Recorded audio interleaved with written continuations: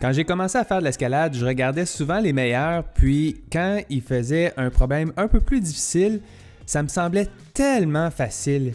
Et pourtant, j'avais beau étudier chaque mouvement et essayer de les reproduire, j'y arrivais tout simplement pas et je savais absolument pas pourquoi. Aujourd'hui, on va vous montrer tous les petits détails qui vont rendre ce problème beaucoup plus facile. Je m'appelle Jean-Sébastien et je grimpe avec mon fils Édouard. Bienvenue aux Malades d'escalade.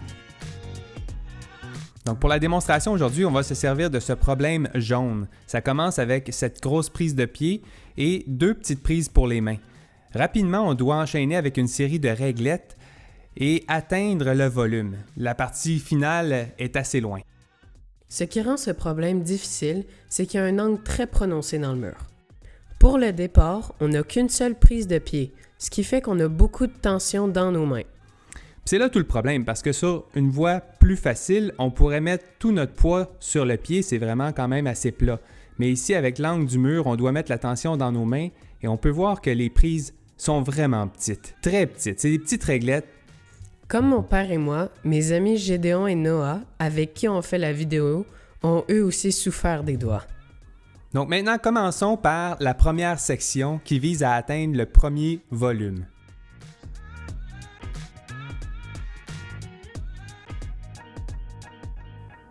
Ouais, cette partie-là n'est pas évidente. Et on peut voir pourquoi, dans le fond, les prises, oui, elles sont petites, mais la difficulté, c'est que moins on met de pression ou de poids dans le pied, bien, donc plus on en a dans les mains. Et quand on arrive au volume, on est en pleine extension, tout le poids est dans nos mains, puis on n'arrive pas finalement à être assez stable pour rejoindre la prise suivante. C'est la même chose pour Noah. Il essaie de s'étirer, puis tout le poids est dans sa main, puis il n'y a rien pour retenir ses pieds. Gédéon fait la même chose, et les pieds lâchent à chaque fois. Même un grimpeur plus fort, qui est capable de supporter tout son poids dans ses mains, dépense quand même beaucoup trop d'énergie. Et donc, quand il est rendu au mouvement compliqué, il n'a juste plus assez de force pour se tenir après le mur. Et c'est là où la différence est notable. Quand on voit quelqu'un qui le pratique de la bonne technique, on se rend compte que ça semble facile. Et c'est beaucoup moins forçant. Ici, Édouard, qu'est-ce que tu fais? Si on commence par Gédéon, on peut voir qu'au départ, il répartit très bien son poids entre ses mains et ses pieds. Mais lorsqu'il progresse, on remarque que son bassin recule et que ses pieds lâchent. Donc, qu'est-ce que toi, tu fais de différent? Ce que j'essaie de faire, c'est de forcer le plus possible avec mes abdos pour que mon corps reste le plus près du mur. Je force beaucoup moins avec mes mains et je peux mettre plus de tension dans mes pieds. Ce que tu décris là, je trouve, c'est exactement ce qu'on ne voit pas quand on voit quelqu'un réussir un problème comme celui-là. C'est la tension que tu réussis à mettre. Donc, on voit ici que ton bassin s'approche du mur. C'est pas visible à l'œil nu, mais on sent que tu es en contrôle et c'est ce qui te permet d'atteindre l'autre prise facilement. Remarque que tes pieds restent collés sur le mur et la tension, là, elle part de ton épaule, elle va de la main jusqu'aux pieds et c'est ce qui permet de transférer un maximum de poids sur tes pieds pour éviter qu'ils glissent. Donc, si on regarde sous un autre angle, on voit bien que tes pieds restent en contrôle tout au long de la grimpe.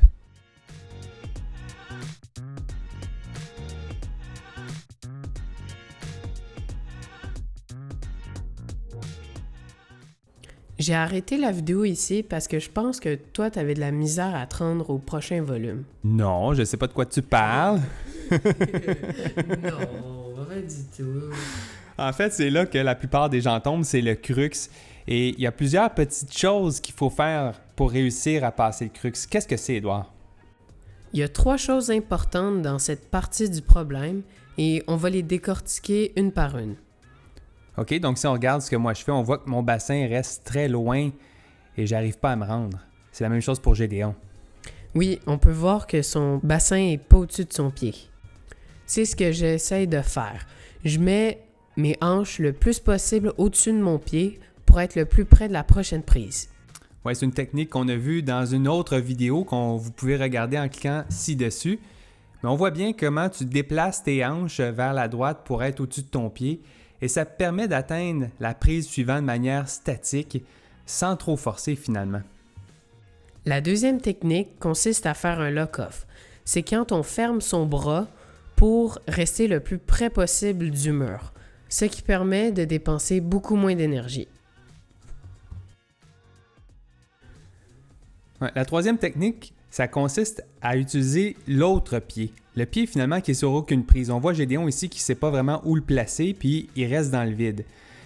Alors toi, ce que tu fais, Édouard, c'est différent. Tu l'appuies sur le mur.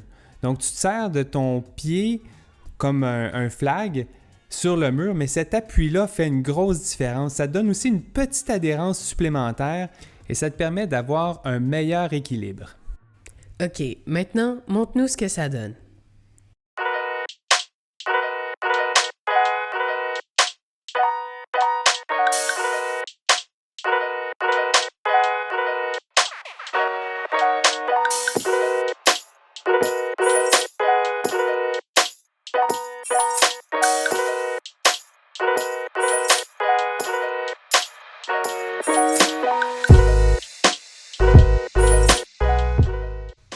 OK, merci Édouard pour tes conseils. Si vous avez aimé ça, ajoutez un pouce bleu, c'est toujours bon pour l'algorithme.